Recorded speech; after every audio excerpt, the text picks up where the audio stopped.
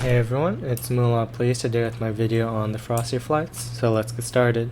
Here's some timestamps, and now we'll get into drops. To begin with, this top door that leads into the main area is pretty good because you can get a floor loot spawn and then come down here where there's a few floor loots on the top floor, as well as this one, and then a chest. From here you have a couple options. You can either go up if you think that there's another person in this building contesting you, or if there isn't, then you can just run around and get as much of the surrounding loot as you can. I have a reasoning for that when I talk about how Stompy plays this in a VOD that I'll be showing in a minute. But yeah, this was a very strong opening because of just how much loot potential there is, as well as the fact that you can farm those machines inside for a few early game mats, which not every spot in Frosty is able to provide. A drop that complements that one would be to have your duo come into this door, where they can pretty much just cover this half of the building. This is also good for securing a decent amount of materials, just because there's also machinery on the different elevations, so you can just get some quick mats as well. Alright, so in this VOD, essentially I was just impressed by a lot of the small things that Stompy did. So we're just going to look at it real quick.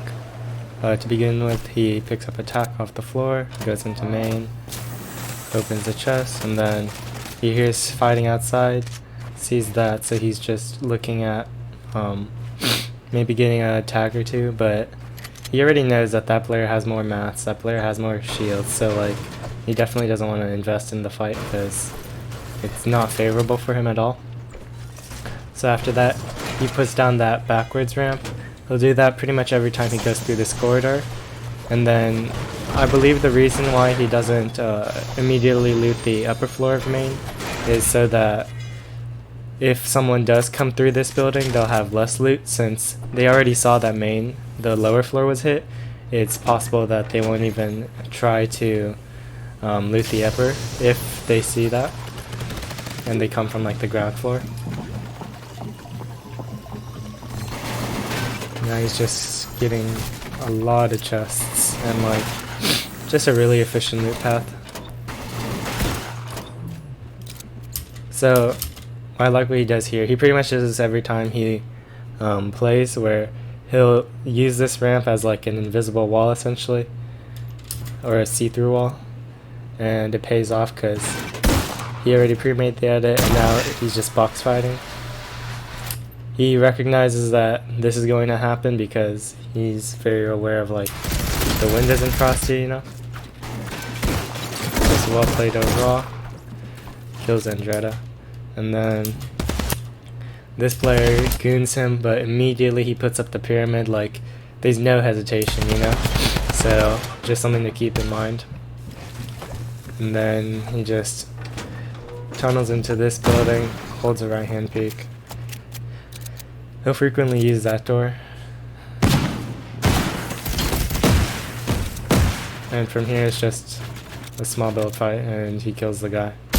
The next area you can land on is this upper building where you have a few chest spawns as well as a few floor loots, and you can get some pretty decent materials in the form of rocks that spawn here. It's good for if you're really precise in your AR aim, since you'll generally be able to take some free kills.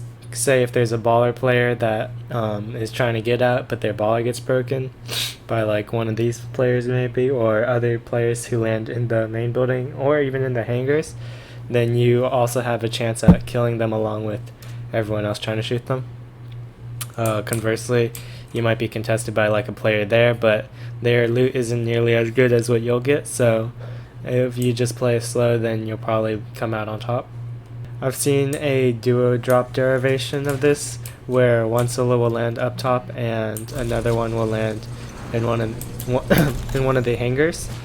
What this provides is cover for the player who lands in these hangars from players who will be pushing from this main building itself. I wouldn't recommend this if you see that you're being too heavily contested, since it's very likely that two players can land at another one of these hangars and just goon you, since there's a decent amount of floor loot, so it's possible that like if they both get guns, then you're just going to be at a disadvantage. Conversely, if you want to secure ballers early as a duo, I'd recommend going to this hangar since there's more overall floor loots as well as an equal amount of chests. And then once you get the ballers, you can either, well, once you get the floor loots, you can push it into that and then come through here and then try to get extra loot from coming through this top area, maybe looting that building, since it's not likely that 2 people would be landing in this building just because like there isn't enough loot to support 2 people. So if there's a solo, you can just goon him essentially. Alright, so I just wanted to look at how LEGEDIENT plays here.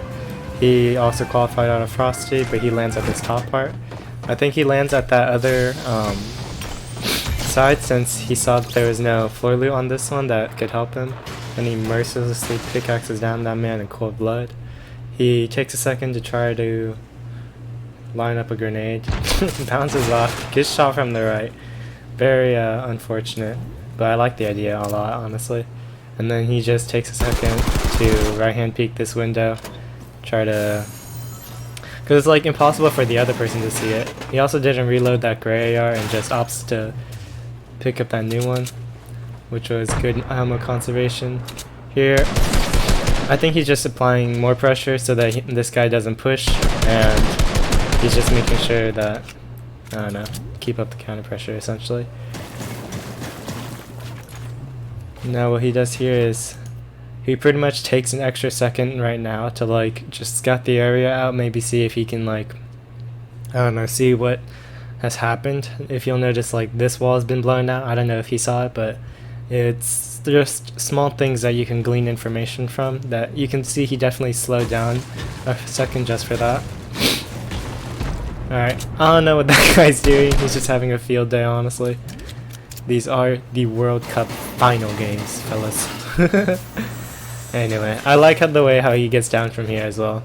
He just casually gliders, but you can also just use a ramp. That's not to say that the zip line's bad, because I've seen him use it before, but I don't know, I like that way that it's really covert there. And then from here he just gets a baller and dips. I just wanted to talk a little bit about where you can farm mats safely, since it's a little bit difficult to maybe discern that from this main building itself. To begin with, you can just hit the machinery in this main building on the bottom floor, and then once you're done with that, you can come up to this top floor and also hit the furniture. Just make sure that you block off this window, since it's the only real one that can pressure you.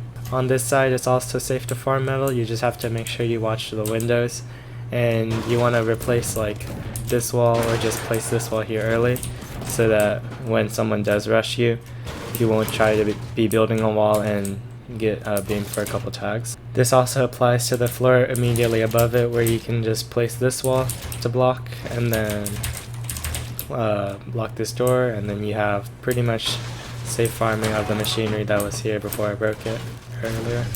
No matter what though, you're pretty much going to be forced to just hit like the floors and such, so just make sure that you're doing it sparingly, like not just continuously wailing unless you're sure that you're safe, since it's very loud to hit these, and if someone's sneaking up on you, then you won't be able to hear it until they get like their first shotgun shot off on you. So as for what's good about Frosty, there's 10 total baller spawns, 8 in there, 1 and 1, and then there's 25 chests. There's also 2 vending machines, 1 over there and 1 between the hangars, and then there's 1 nearby, which will generally get taken by a baller player, but if it's not, then you can get it obviously. There's max metal, and then there's also just great surrounding loot north, east, and even south, honestly. So as for what's average, there's 2 quad spawns over here in this garage. There's 4 hoverboard spawns, 2 there, 1 there, 1 there. Also, people rotating through Frosty and third partying is kind of infrequent, since baller players will generally be moving outwards towards loot rather than through Frosty. What I don't like about this spot is the fact that it's insanely contested. You can thank Chifu for that. It's also inefficient material gain of pretty much all sorts except for like these rocks. And then you don't get max brick nor any wood. and there's pretty much like it's hard to determine how many players are going to be contesting you, since a lot of people just fly in and eat the balls. Also, the fact that it's edge of map makes the material inefficiency a lot worse, especially since Frosty takes a little bit of time to loot, since there's a lot of elevations and you just have to be breaking walls and such that are like 600 HP of metal. And lastly, there's no natural heals in the form of campfires nor apples or bananas nearby. Some streamers who qualified out of here are Andretta and Stompy. I would say that the playstyle prevalent here is definitely going to be box fights within this main building because of the corridors and the fact that, like I mentioned, the metal walls are like 600 HP. Also, if there's build fights that are going to occur, they'll generally occur on the top of this building or from the hangars, but they generally won't be over like 400 to 500 materials. Overall, I'd rate this spot a 6.5 out of 10, mostly because you can't get anything other than metal and you're going to be pretty contested, so the fact that you'll get a guaranteed baller is sort of negated by those things.